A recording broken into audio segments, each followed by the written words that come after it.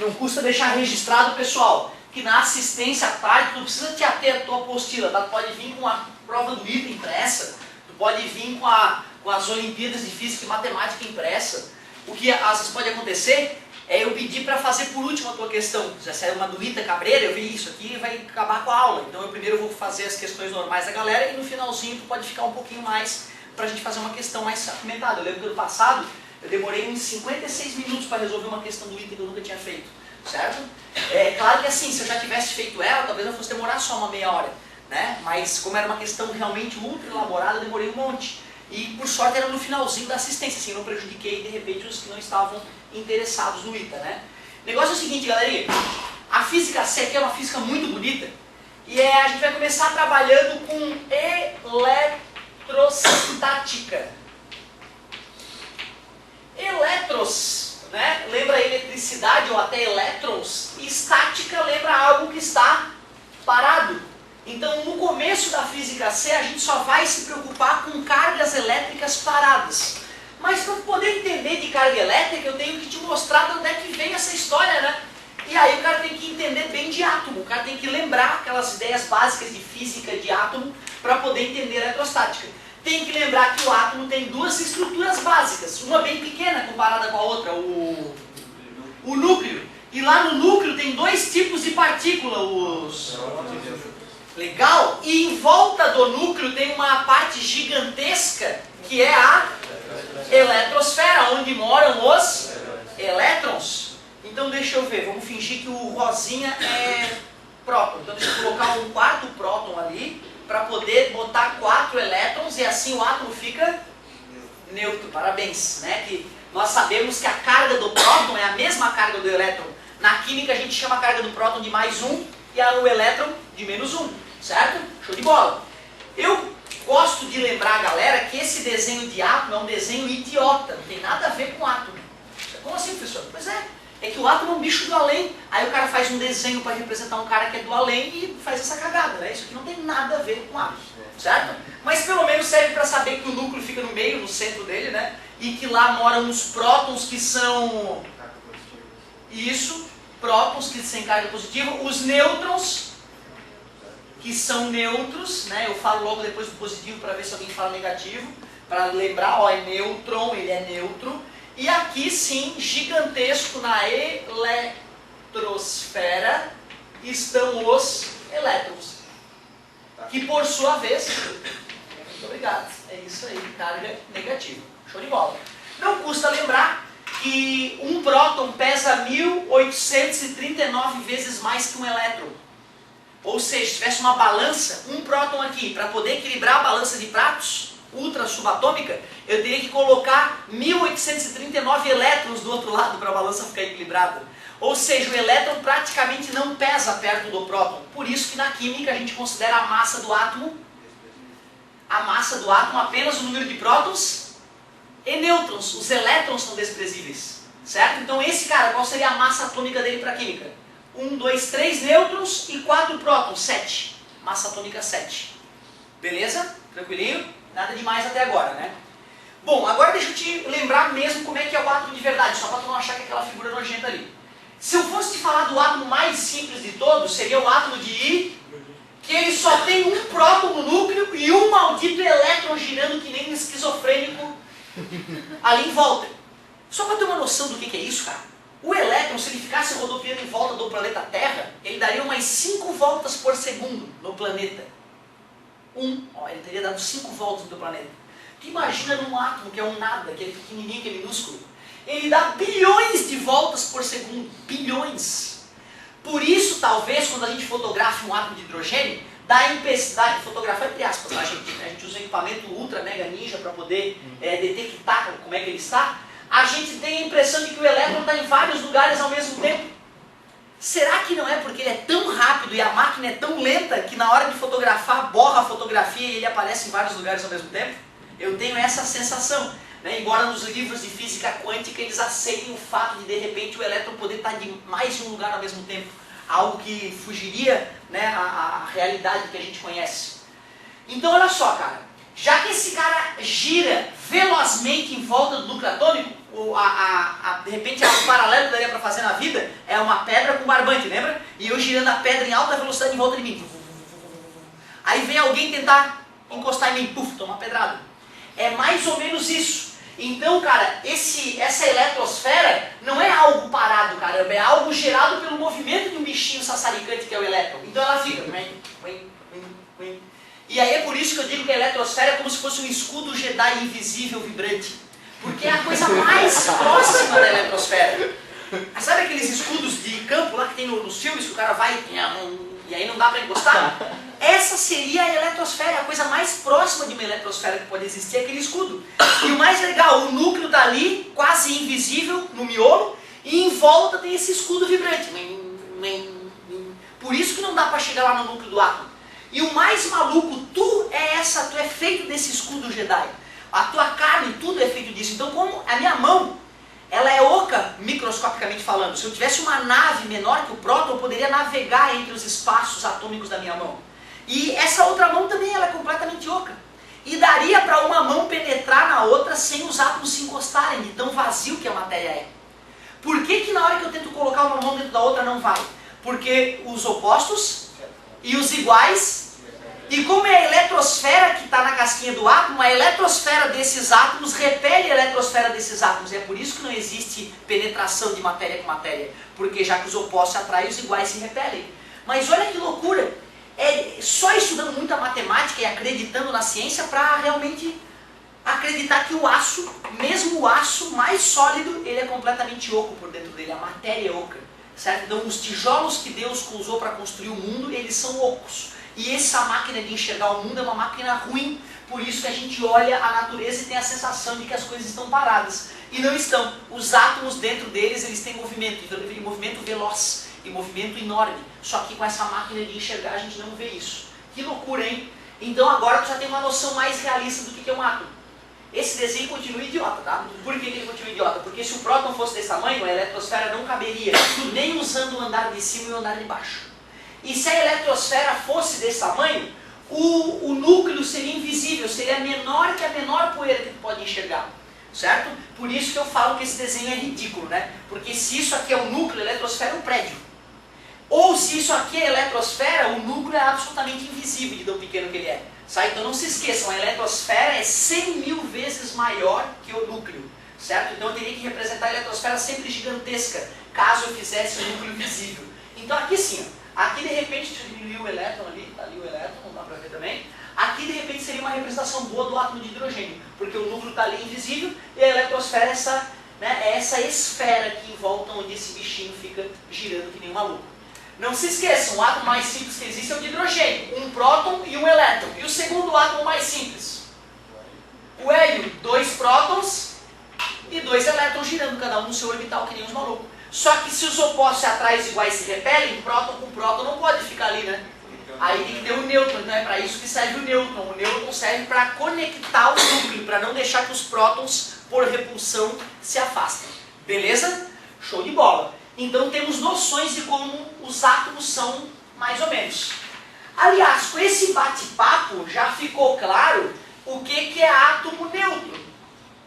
Átomo neutro é aquele que tem o mesmo número de prótons e número de elétrons, né? O nêutron ali é só para apaziguar o núcleo. O que seria um átomo positivamente carregado ou positivo?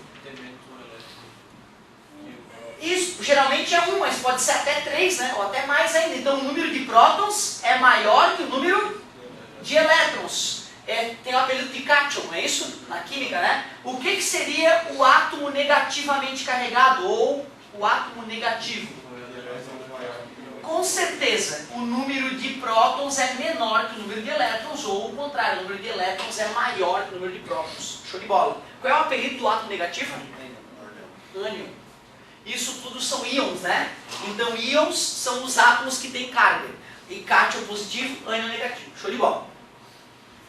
Cara, o negócio é o seguinte, o homem ele é tão doente que além dele ter investigado todos os tipos de átomos que existem e organizado na tabela ideia do Mendeleev, né, o alcoólatra Mendeleev, coitado, que apesar de alcoólatra teve essa grande sacada, o homem não satisfeito, ele criou átomos que Deus não criou. Deus não criou, o homem falou, vou criar. E usando aceleradores de partícula, né, e ele conseguiu criar vários átomos que Deus não criou. E aí acrescentou lá na tabela periódica, certo? Fala, meu querido. Professor, a velocidade do elétron influencia na massa dele também? Legal, se o elétron é um elemento relativístico. Então, dependendo da velocidade do elétron, ele pode ter a massa de um navio cargueiro. Um elétron que pesa 9,1 vezes 10 na menos 31, né? Não sei se um dia desse eu botei a massa do elétron no quadro para vocês. Deixa eu colocar aqui a massa de um elétron. Essa massa do elétron é a massa inercial, é a massa do elétron parado. Certo? Embora ele nunca esteja parado, se tu conseguisse parar um elétron, ele teria essa massa aqui, ó, 9,1 vezes 10 na menos 31 quilogramas. É ridículo, é 0,00030 zeros 91. É absurda a massa do elétron. É loucura, loucura. Cara, só que se tu pega um elétron desse e coloca ele em 99,999% da velocidade da luz, tu não consegue mais empurrar ele para ele aumentar de velocidade. E se tu não consegue mais empurrar ele para ele aumentar de velocidade, é que a inércia dele é infinita. Quer dizer que ele pesa mais que um navio cargueiro naquela hora. Então tu vê, cara, um elétron, quando ele atinge 99,9999% da velocidade da luz, ele pesa mais que 100 mil toneladas do ponto de vista físico. Porque é impossível acelerá-lo. Muito mais, é infinita a massa dele. A massa de um corpo tende ao infinito quando ele atinge a velocidade da luz. Uma loucura, cara. E isso parece ficção científica, mas é fato palpável e medido de diversas maneiras diferentes. É algo considerado, certo, absolutamente indubitável na física atualmente, certo? Por isso que só partículas sem massa podem atingir a velocidade da luz. Os fótons e os neutrinos, basicamente. Que são partículas que não têm massa. Aí elas conseguem andar na velocidade da luz. Beleza? Ótima colocação. Galerinha, mas hoje, o nosso foco aqui hoje na aula não é na massa do elétron, é na carga. E o homem então doente que criou experiências que permitiu calcular a massa e a carga do elétron. Foram duas experiências que permitiram isso. A experiência da gota de óleo de Millikan, que talvez apareça em algum exercício e a gente fale mais dela aí futuramente. E a experiência da ampola de Crookes, que virou esta lâmpada aí que hoje nos ilumina. Essas duas experiências, da gota de óleo de Millikan e a experiência da ampola de Crookes, é que permitiram o homem achar a massa e, importante para hoje, a carga do elétron. Só que a carga do elétron é a mesma carga do... Por isso que a gente escreve mais ou menos 1,6 vezes 10 na menos 19 coulomb. Essa carga vai nos acompanhar até o último dia de aula. E ela é tão importante que é chamada de carga elementar. O que é o Czinho, professor? É coulomb. Coulomb. Coulomb, tá? A pronúncia é essa, coulomb. Mas se tu falar coulomb, eu não vou ficar chateado, tá? Só não pode falar coulomb, porque não tem nada a ver, beleza? Então é coulomb, a unidade de carga elétrica. Caramba, se de repente alguém fala, olha, aqui tem tantas onças de massa, tu não está acostumado a trabalhar com onça, né? Tu está acostumado a trabalhar com quilograma, com grama, aí tu fica perdido. Até que tu começar a sacar, tá, uma onça tem mais ou menos esse peso. Anos depois tu está trabalhando com onça, aí tá, tem 5 onças, sei quanto é que é. Certo?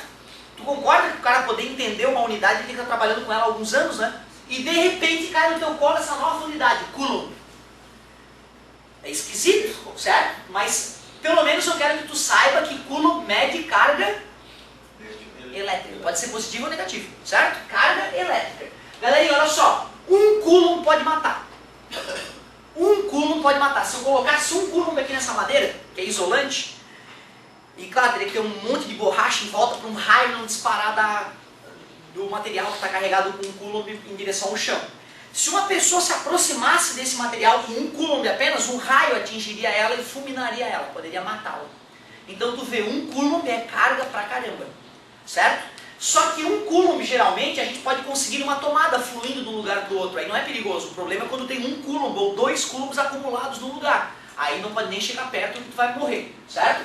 Mas olha só, essa aqui é a carga de um maldito elétron, ou de um maldito próton. 10 na menos 19. É um número bem pequeno, né? Concordas comigo?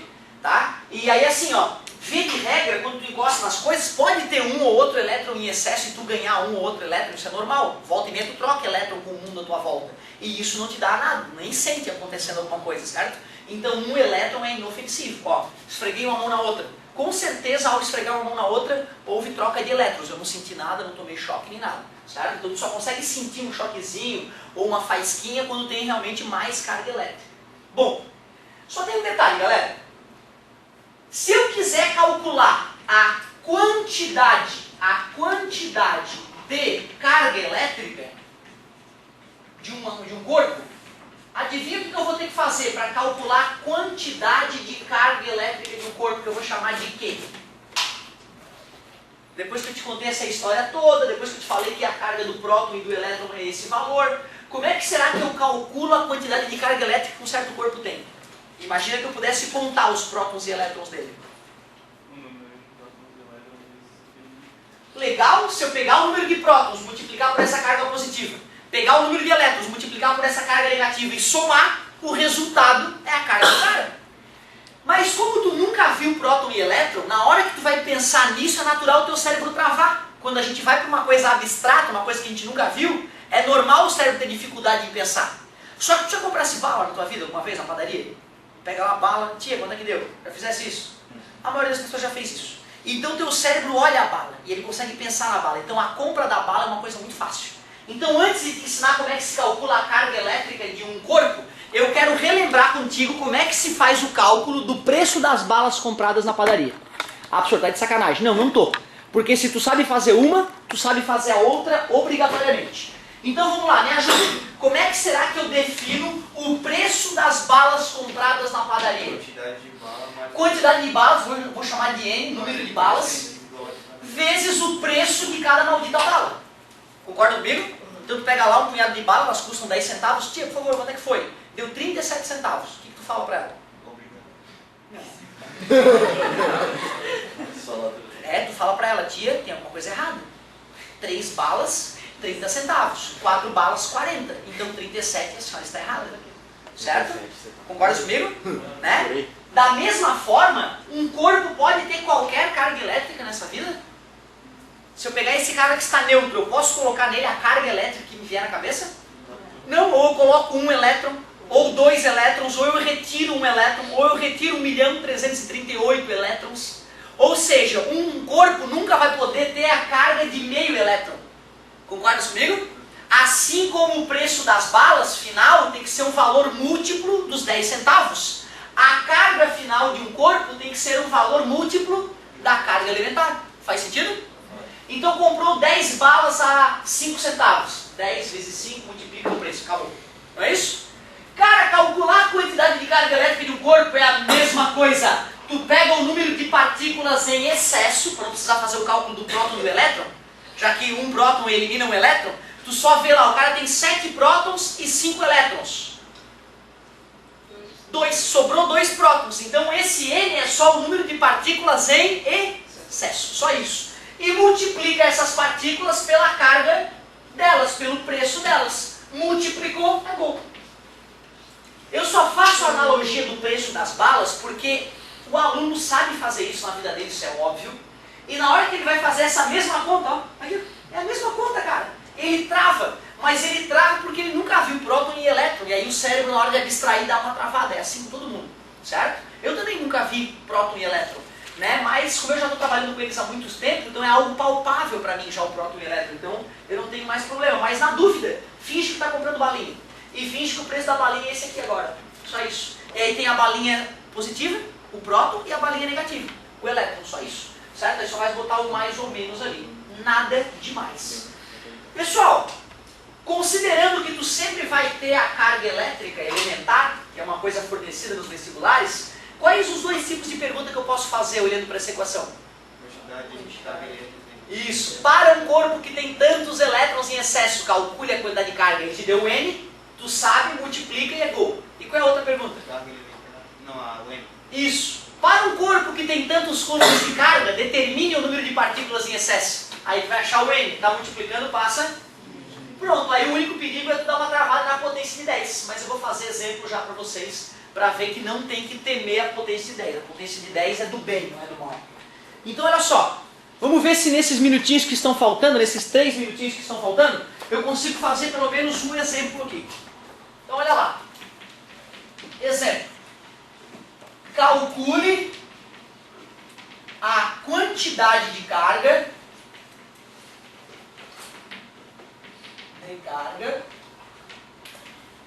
de um corpo que possui 2 vezes 10 na 6 elétrons em excesso.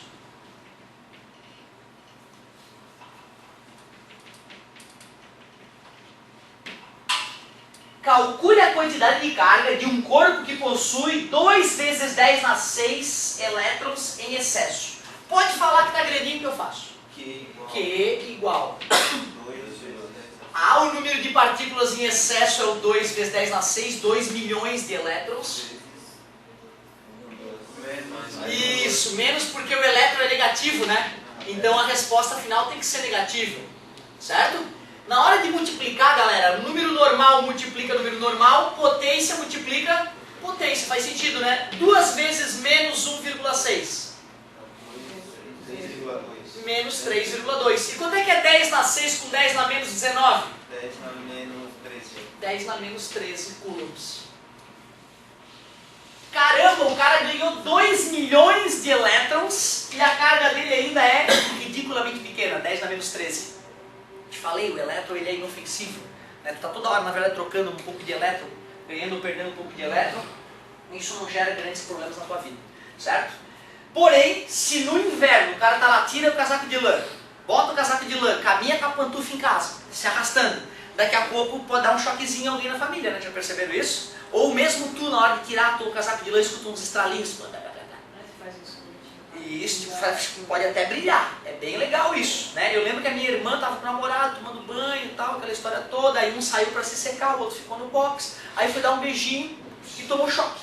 Aí ela veio falar comigo, né? Porra, o que aconteceu? O cara deu choque, que merda é essa? Simples, né? Um tava lá no box, encostado no chão e molhado, aterrado com o planeta Terra, certo? Beleza? O outro sobe na toalhinha e começa a esfregar a toalha no próprio corpo. Eletrização por atrito, eu vou te ensinar na próxima aula. O cara ficou eletrizado. A colega está ali encostada no chão. Na hora que um está com carga e o outro está encostado no chão, quando vão beijar, passa a corrente elétrica de um para o outro. Um está carregado, o outro está neutro. Certo? E com certeza aquela secada fez a pessoa ganhar ou perder mais de 2 milhões de elétrons, só de atritar uma toalha em si mesma. Certo? Interessante. Então existe mesmo isso. Existe. Eu lembro também a filha da minha namorada uma vez, ela estava com uma calça de nylon andando no shopping, bem feliz. Certo? Aí eu ia dar a mão pra ela. Na hora que ela dava a mão pra ela, plá, eu e ela tomava um choque. E aí eu percebi que sempre que ela tava com aquela calça, era assim, não dava de andar perto dela, porque ela vai lá, vai lá longe. Certo? Não dava ali encostar nas coisas, que à medida que ela fosse caminhando, ela ia encostando nas coisas e descarregando, né? Pra depois, se não encostar na guria, puf, tomava um choque. Certo? Porque a calça dela, na hora que ela caminhava, arrastava de tal forma que ocorria eletrização por atrito. E tu vê, às vezes, um pouco de má informação pode gerar uma interpretação do além para isso, né? Certo? Imagina quantas pessoas já não se acharam possuídas pelo demônio em função da eletrização por atrito. Certo? A tarefinha da física C qual vai ser? É uma paginazinha só. Eu queria que tu arriscasse. Ó, pode arriscar a página 4. É só isso a tarefinha. Tarefa Física C, página 4. Muito obrigado pela atenção e pela paciência. E até a próxima. Bom final de semana, aliás, né? Não nos vemos mais essa semana. Usem preservativos, não usem drogas, sobrevivam, que eu preciso de vocês inteiros na semana que vem.